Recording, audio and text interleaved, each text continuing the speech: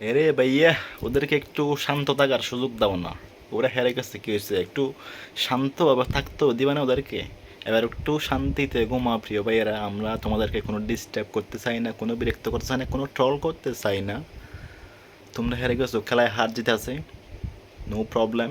ধৈর্য ধরো, আগামীতে আরও ভালো কিছু হবে। তবে নেইমারের জন্য একটু খারাপ লাগছে, বেচারা কান্দে দিয়েছে লাস্টের দিকে, কারণ এটা হয়তো বা তার লাস্ট ওয়ার্ল্ড কাপ। বেচারার কিন্তু এত বয়স হয় না, ইঞ্জুরিতে তার জীবনটা একদম চলে গেল। এই ফুলাডারা নিয়ে কিন্তু কি ব্রাজিল সাপোর্টাররা, সমর্থকরা কোনো শান্তি পেল না।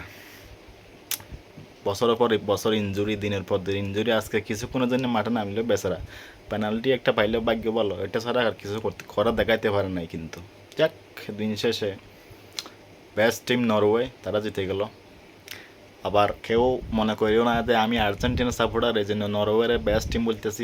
ওদের যে খেলা, ব্রাজিলের যে খেলা, আজকে কিন্তু নরওয়ে কি জিতার দাবি ছিল। আমি একটা প্রেডিকশন করছিলাম সব রাতের দিকে, মনে হয় রাত 10টার দিকে পোস্ট করছিলাম, 2-1 নরওয়ে জিতবে।